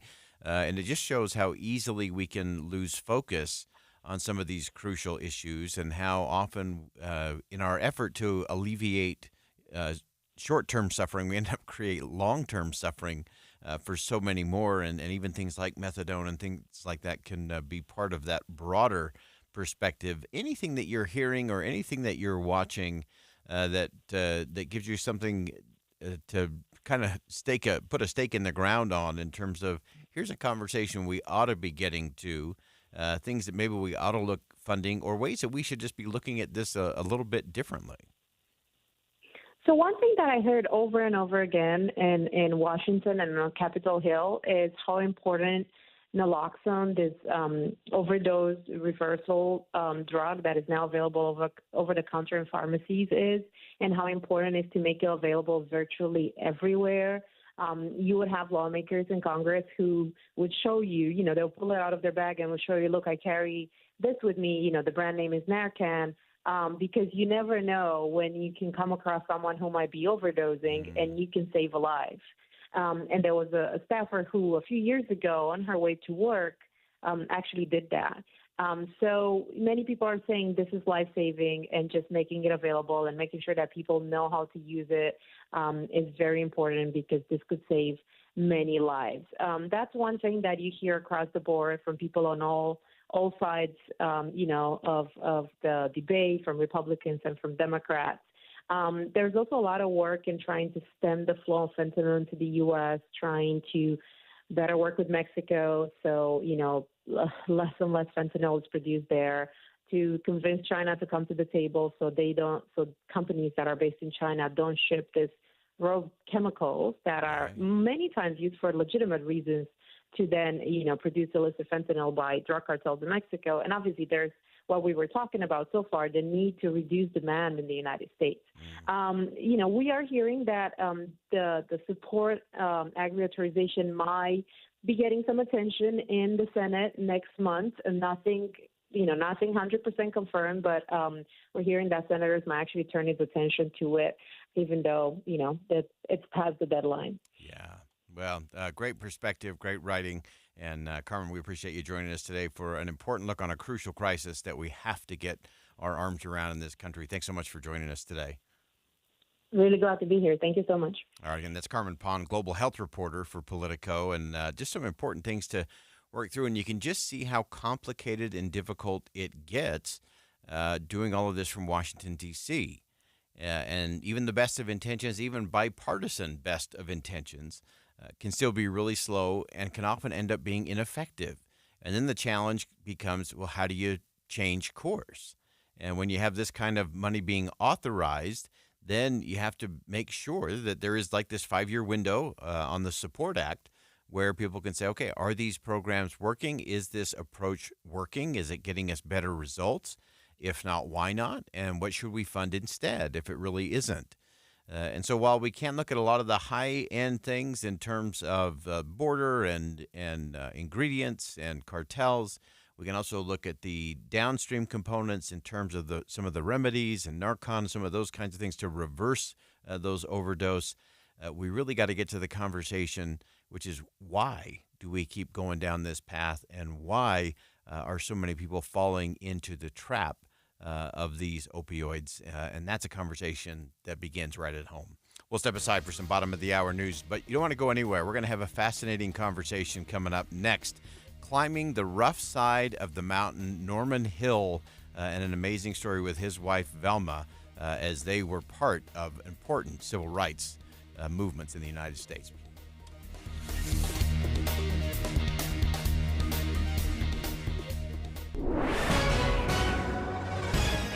It's 2:30 at KSL News Radio. I'm Dan Bomas. KSL's top local story this hour. Utah is suing another social media giant.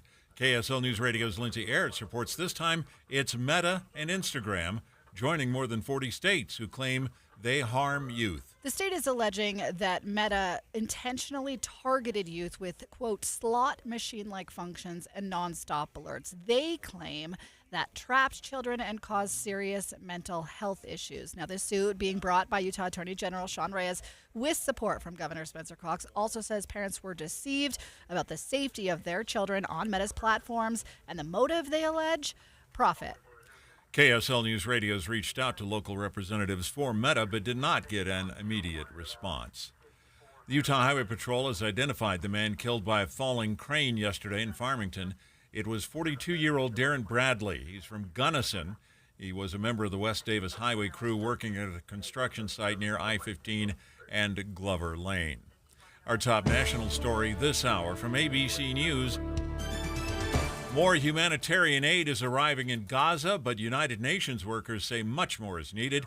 Here's ABC's Andrew Dimbert. A third convoy of trucks delivered water, food, and medicine to Gaza, but the supplies amount to only 1% of the population's daily needs. More trucks are waiting to be cleared at the Rafah border crossing, but no fuel has been allowed in for fear it will be used by Hamas. Desperate hospitals say they're running out of fuel for generators to keep the power on.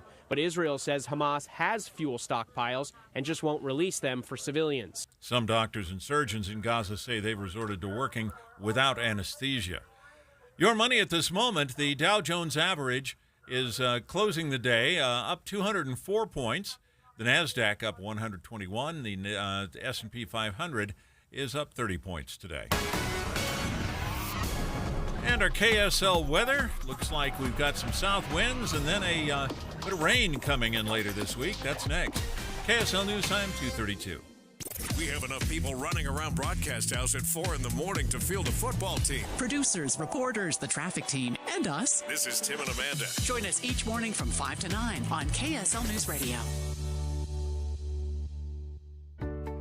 Tim Jr. here from RGS Exteriors. And let's face it, it's time to update the look of your home's exterior. When was that thing built? In the 50s, 70s, 90s, the 2000s? Well, it's looking like it. Faded siding, drafty windows, leaky gutters. It's time to take action now. RGS Exteriors has been taking Utah homes from drab to fab for over 5 generations. We only use the highest quality materials like James Hardie siding and gutter topper gutter covers. You will be blown away by how much different and better and awesome your house can look. Your neighbors will be jealous, your home value will go up, and most of all, you're going to love it. Everything we do comes with our industry-leading 10-year everything guarantee, so you can sleep like a baby, knowing if anything goes wrong, you're 100% covered. For a free estimate on your gutters, windows, siding, or anything on your outside of your home, call RGS Exteriors at 801-280-3110 or visit us at rgsutah.com. That's rgsutah.com.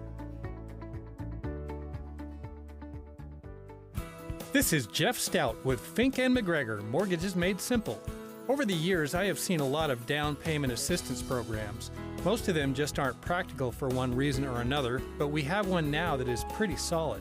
This program is for first-time home buyers or some buyers who have been out of the market for several years. It includes a gift of up to $4,000 to help with the down payment. Given that this program only calls for a 3% down payment in the first place, this gift can be a real game changer. Some restrictions apply. One restriction is that the household income cannot be over a certain amount, which for most areas along the Wasatch Front is around $85,000 annual income. Call us today if you want to take a look. Fink & McGregor, Mortgages Made Simple, 801-264-9494. That's 264-9494. Or on the web at finkmcgregor.com. NMLS 289115. Traffic and weather together brought to you by Granite Credit Union's new Dividend Plus checking account. Here's Josh Kitchen. In Salt Lake City, we have a crash southbound I-15. That's at 3600 South. It's off the right shoulder, not causing any real delays. Also have a crash reported in Murray at the intersection of 5300 South and College Drive. With over 30-plus specialties and multiple locations across Utah, Revere has you covered for all your health needs. Revere Health, your partner in health, your partner for life, online at reverehealth.com. I'm Josh Kitchen in the KSL Traffic Center. KSL weather, partly cloudy today with a high of 66. Warmer with south winds tomorrow. Rain is likely on Thursday with a high in the 50s. And right now, we're looking at 63 degrees with sunny skies. I'm Dan Bomas, KSL News Radio, 102.7 FM, 1160 AM, and KSLNewsRadio.com, Utah's news, traffic, and weather station. Inside Sources. Inside Sources. America's voice of reason. Boyd Matheson on Utah's home for elevated conversation. Inside Sources on KSL News Radio. We are going to break a little bit of news coming out of Washington, D.C. Of course, earlier in the day, Tom Emmer, representative from Minnesota, was named the designated representative to become the Speaker of the House for the Republicans, and he has now announced that he is dropping out of that race. before a vote was even taken on the floor of the House of Representatives. Again, House Minority Whip Tom Emmer has dropped out of the Speaker's race just hours after the conference had nominated him to take the top job and to hopefully unite the conference. What I've been hearing from inside of the room where all of that took place was there just continued to be a whole host of people who were unwilling to get behind Representative Emmer. Many, I think, are getting pretty chippy. When I say chippy, I mean they were really getting to the point where they were criticizing individual votes that Tom Emmer had cast over the course of a very long career, saying, well, you voted for this tax increase or you voted against that particular bill of mine. And so it's really getting into a really dark space inside the Republican conference. This has gone beyond just a junior high food fight. I think we're now down to third grade recess in terms of people looking at each other the wrong way, and that being the reason not to vote for someone to be Speaker of the House. And so, again, if you're just joining us, hours ago, Tom Emmer was announced as the designated choice of the Republicans to become the next Speaker of the House. And just within hours after that, he has officially withdrawn. A host of things happening around it. There were about 26 members that were being reported as being against Representative Emmer. I was hearing that number was really north of 30. You had some very prominent voices, including former President Trump, who decided to release a statement saying it would be a tragic mistake to have Representative Emmer becoming the Speaker of the House. I'm not sure that's what really swayed things in the end. I think there was already some galvanized members inside of the room where it just wasn't going to happen, and Representative Emmer has withdrawn. So the chaos continues in our nation's capital. We will see what happens next. The Republicans were scheduled to meet this hour to formally move the nomination of Tom Emmer onto the floor of the House where an official vote could be taken. The question will be, now what? Will they go back to the remaining 6 or 7 members of the House who had put their names forward, who had challenged Representative Emmer? The one who got closest in that was Mike Johnson, representative from Louisiana. On the secret ballot inside the closed-door caucus meetings of the Republicans, it was 117 to 97 for Representative Emmer over then GOP Vice Chairman Mike Johnson. Interestingly, that was almost the exact same score when Steve Scalise beat Jim Jordan. You may remember that from just a week ago.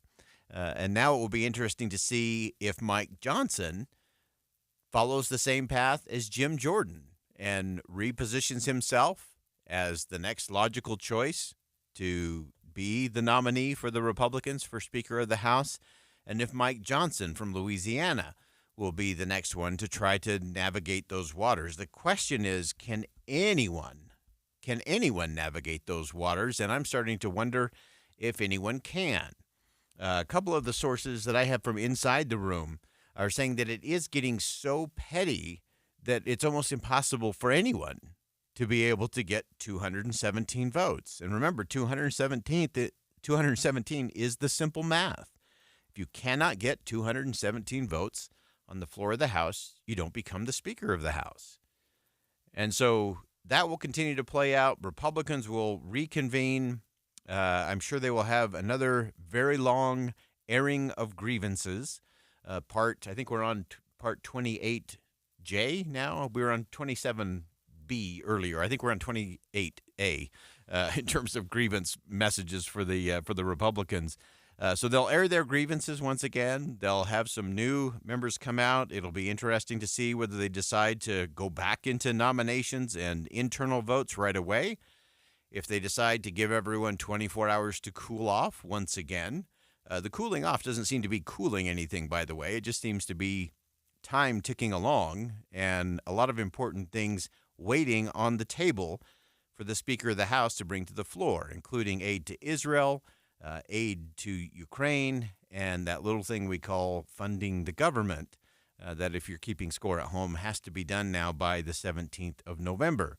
So all of those deadlines are ticking their way down while nothing is getting done inside the House of Representatives. So we'll continue to watch and monitor all of that here on KSL News Radio. So stay with us throughout the afternoon. Jeff Kaplan, of course, will get you home with the latest updates from Washington, D.C. as it relates to the speaker's race and what can possibly come next. Will it be Mike Johnson from Louisiana's turn? We don't know. He seems to be best positioned. He came in second place with 97 votes to 117 for Mr. Emmer. But again, not enough to get there, and I'm not sure he has the path either to get to the magic number of 217. All of this, I'm going to go back to where we began the show today. All of this as a backdrop to this idea of grievance politics versus governing principles. And whether you are a registered Republican, a longtime Republican, longtime Democrat, independent, anybody in between, the issue is around governing principles. We can have great debates. We can have great disagreement about a whole host of things in this country. It is when America's at its best. But what we don't do really well at in this country is grievance politics, because it doesn't work, and it's very un-American. And yes, you can win an election or two with grievance politics, but it doesn't mean you get to lead. And if you don't lead, you don't govern. And if you don't govern, you don't stay in power. And then the vicious cycle continues. It's how populism tends to work all around the world throughout all of history. If you convince everyone that they're too divided to deal with anything, that's really good for thugs, bad guys, and dictators. Because if we're too divided to solve health care or immigration or anything else, then the strong person steps in, the authoritarian steps in, says, you need me to be in charge. But that doesn't mean they get to govern, because they're not leading. They're just stoking the flames of grievance politics, not governing principles. And so the question for everyone to ask is, are we ever going to get back to governing principles? Or have we become so addicted to grievance politics that that's going to be what undoes us as a nation? It's clearly playing out. And I would just advise all of the Republicans, if you're one of those who's part of the grievance politics as opposed to the governing principles, the fuse has been lit, and you're not even going to get to be in power a whole lot longer. Because if you can't prove that you can govern, you don't get to govern. And you'll be voted out in the next cycle, and then it won't matter who you want to be speaker because someone else will be in charge. But that's the way it's supposed to work. But that's also up to we the people to make sure we hold people accountable, not for how much they can stoke within us of our grievance politics, but whether or not they can inspire us with governing principles.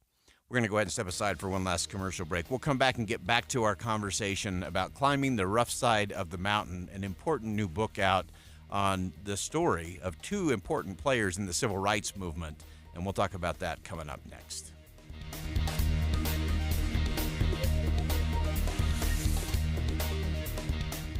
Get ready, Utah! It's Medicare annual enrollment period, so why not make enrolling easier with United Healthcare? Whether you choose our online tools or over-the-phone support, United Healthcare will help you compare options so you can choose a plan with confidence. This is Medicare made for Utah, trusted everywhere. Explore our wide range of plans by calling United Healthcare today at 1-855-MEET-UHC. That's 1-855-MEET-UHC. Annual enrollment begins October 15th and ends December 7th, so call today. Your small business is always top of mind. Well, top of your mind. To get it to the top of other people's minds, you need to get your name out front, which is where Staples Print and Marketing Services can put it.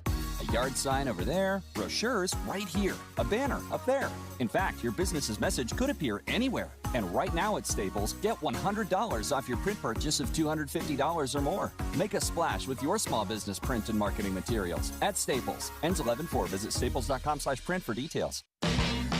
When your people are ready, your business is ready. Cintas makes sure they have what they need to perform their best. Whether it's freshly laundered work apparel for almost any job imaginable, fire protection systems that are tested and inspected, first aid and safety supplies, floor mats, or cleaning tools and restroom products, stocked and ready when you need them. Better work days happen together, so visit Cintas.com. Oh, I'm ready! And get ready for the workday. Hi, this is Doug Wright, and everybody's heard of Firestone, Bridgestone, and Goodyear tires. But have you heard about the sale at Burt Brothers right now with up to $200 off a set of 4 tires? Even the winter-loving Bridgestone Blizzak tires up to $130 off right now until December 16th. So don't miss these huge savings. And if you're in the market for tires, perfect time to buy. And remember, the Burt Bundle is everything. This makes all the difference. All kinds of things for free, like rotations, balancing, rebalancing, alignment checks, flat repairs, and it goes on and on. The people at Burt Brothers, they can take care of the entire vehicle. They do more than just tires. We're talking brakes, batteries, oil changes, heat and AC, shocks, struts, basically anything that your automobile needs. There's a great Burt Brothers location near you. You're going to love the difference, the great care you get at Burt Brothers. Peyton was a very kind and giving person. At 15 years old, he sustained life-threatening injuries from a motorcycle accident that took his life. His family felt like Peyton would want to save others and made the decision to donate his organs. Because of their generosity, his organs saved a 2-year-old girl, a teenage boy, and others that were desperate in need of life-saving organs. Go to DonorConnect.life and read about what it takes to become a donor. Did you know many people think that they're too old or not in good enough health to be a donor? Anyone can be a donor. If you were told that it could save the life for someone close to you, or even a stranger, would you donate? Finding out more on why you should become a donor is easy. DonorConnect.life can walk you through the process and what it takes to simply sign up. Check yes to become a donor when you renew your driver's license. Give hope. Heal life. DonorConnect.life. Getting help with electrical repairs is easier than you think. All you have to do is call Any Hour Services or schedule an appointment at anyhourservices.com. No one helps more homeowners than Any Hour Services. 2 friends taking pictures of the rising full moon on a summer night. 2 teenage kids doing what teenage kids do. When a stranger with a gun and a death wish changed everything. It was violent, it was senseless, and I will never understand it, I will never accept it. I'm Amy Donaldson, and unfortunately, we're all too familiar with stories about how violence shatters lives. But what we rarely see is how they are rebuilt. In a new podcast, The Letter, we relive tragedy, but only so we can hear the rest of the story. The struggle to reclaim lives, the realities of grief, and the possibilities of forgiveness. I believe in miracles. Sometimes I thought, there are no miracles. Yeah, there are, and this is a big one. Follow The Letter at theletterpodcast.com or wherever you get your podcasts. With the 3 things you need to know this hour, I'm Dan Bomas. First, high interest rates mean home buyers are taking 15 years now instead of the recommended 5 years to break even on home purchases. Second, this may be your last chance. Take advantage of a program to replace your wood-burning stove. And third, Senator Lee says aid to Israel and aid to Ukraine are not the same thing, and they shouldn't be in the same bill. 64 degrees and sunny in Salt Lake City right now. And back to Inside Sources on KSL News Radio. Hear elevated conversation on crucial issues. Boyd Matheson on Inside Sources.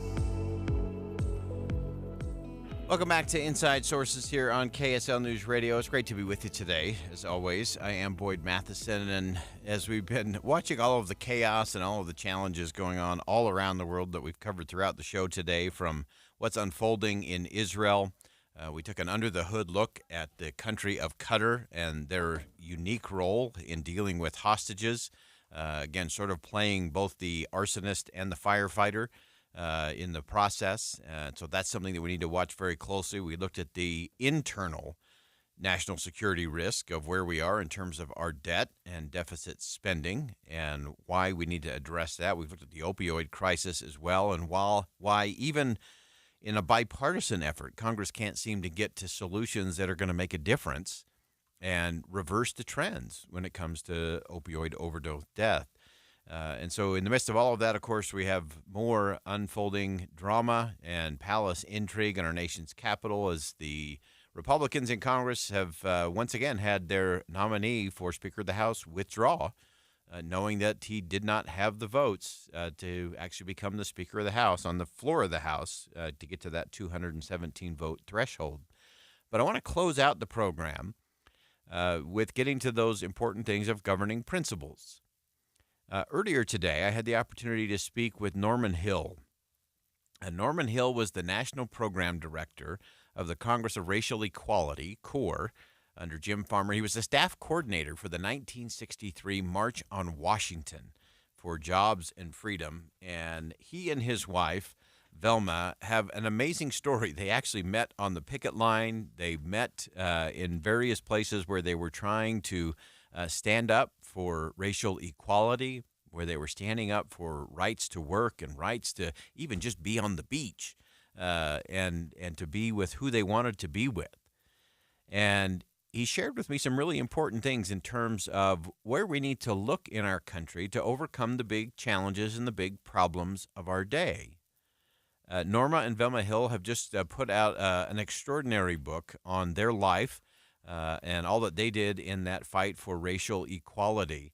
And I love the name and the title, Climbing the Rough Side of the Mountain. And so I asked Norman about this. Norman is in his 80s now, and as he looks back at an extraordinary life that he and Velma have had in standing up for principles, I first asked him why he chose Climbing the Rough Side of the Mountain as the theme to share their story. Climbing the Rough Side of the Mountain is from a Negro spiritual and reflects the fact that it is not possible to climb the smooth side of the mountain because there's nothing to hold on to. But climbing the rough side, there are things to hold on to, and it is possible to make it up the mountain. And we find that symbolically for us, climbing the rough side of the mountain means holding on to certain operating principles that we have been shared by our mentor, A. Philip Randolph, who was the nation's greatest black labor leader. Climbing the rough side of the mountain means that we are committed to a society in which racial equality and economic justice would prevail. We believe that pursuing racial equality and economic justice should be done by adopting a majoritarian strategy involving coalition politics. We believe that any group that is mistreated or oppressed should take the initiative to challenge the unfair status quo in which they find themselves. We're committed to mass action, the march, the picket line, the boycott, the means by which those who are mistreated, along with their allies, can challenge key decision makers. And above all, we are committed to nonviolence. Nonviolence is an integral part of the direct mass action. And it's those operating principles that we believe provide the means to climb the rough side of the mountain toward racial equality and economic justice. I loved how Norman Hill, I love the idea of choosing to climb the rough side of the mountain because it is the way you get up the mountain. You have something to hold on to, and he said that the things that you hold on to are those governing principles, those operating principles. And for Norman and for Velma, it was about those principles of building coalitions, of being peaceful, of working together, of finding common ground, even in the midst of really hard things that really gave them power to move forward on some really crucial conversations in this country. Now, I also asked Norman about kind of the origin story where he and Velma actually connected for the first time. It was actually in an effort to desegregate a beach in Chicago. Take a listen. After we had first met, we engaged under Velma's leadership in a campaign to desegregate Rainbow Beach on the south side of Chicago, where blacks had experienced being driven off the beach by white gangs. And so we decided to take an integrated group of about 30 to the beach, where we took our blankets and checkers and chess sets and lay down when all of a sudden we were confronted by a white gang with chains and stones and rocks. And so we started to leave the beach and were confronted by the rocks and stones. My wife, Velma, was hit on the head, suffered a 17-stitch wound, and were eventually met by police who had been missing from the beach until then. They came and provided transportation to get Velma to the hospital. As she came out of the treatment room, she was met by the others who had accompanied her on the beach. And we vowed, in spite of what had happened, to go back to the beach, which we did until it was desegregated. And it was amazing. They went back and back as an integrated group to face that and had so many different opportunities and stories throughout their storied careers of leadership. Both Velma and Norman were instrumental in so many important movements, not just moments, but sustained movements that were so important in our nation's history. In his closing comments, Norman went back to the importance of these operating principles in overcoming all kinds of injustices in the world today. I think that by utilizing the basic operating principles and organizing on a coalition basis to maximize friends and generate support, we can overcome today. Maximizing friends, generating support, building coalitions. Guess what? It doesn't matter whether it's inside the Republican Party or outside our local communities. There is a path to do all of this, but it starts not with grievance politics. It starts with governing principles. It was such a thrill to be able to interview Norman Hill today. Again, he and his wife Velma have put out just an extraordinary tale of their lives. It's called Climbing the Rough Side of the Mountain. We could spend hours just on that title alone. There's so many important lessons for us in there. But it really is an extraordinary love story.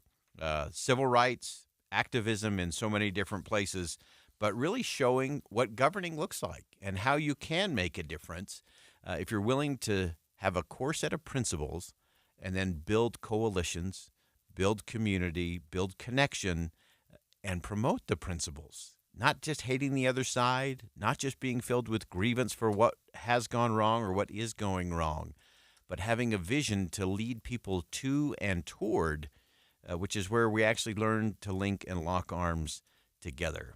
And that's the big test for all of us. So a really big thanks to Norman Hill joining us again. The book is Climbing the Rough Side of the Mountain. Great read. You ought to check that one out today. Some important lessons for all of us, all across the country and all around the world. Well, that wraps it up for Inside Sources today here on KSL News Radio. Thanks for joining us. And as always, as you go out into the world today, make sure you see something that inspires, say something that uplifts, and do something that makes a difference.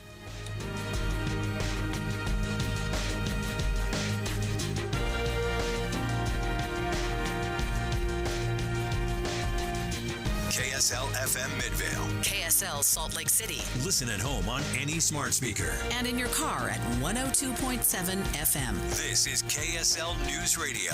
Utah's news, traffic, and weather station. Good afternoon. It's 3 o'clock at KSL News Radio. I'm Jeff Kaplan. We're at 64 degrees. KSL's top story. Utah's taking on yet another social media giant, this time joining more than 40 states suing Meta and Instagram. KSL News Radio's Lindsay Aerts with details. The state says the company, formerly known as Facebook, violated the state's consumer practices laws. They allege that Meta trapped children and caused serious mental health issues in youth by creating products that intentionally targeted them with, quote, slot machine-like functions and nonstop alerts. This suit is brought by Utah's Attorney General Sean Reyes with support from Governor Cox. It also says parents were deceived about the safety of their children on Meta's platforms. The motive, they allege, profit. KSL News Radio has reached out to local reps for Meta for a response. Lindsay Aerts, KSL News Radio. KSL News Time 3:01. At a congressional hearing the other day, Congressman Burgess Owens claimed that for the past 60 years, the Bible has been banned in public schools. KSL News Radio's Kira Hoffelmeyer has more. The congressman doesn't elaborate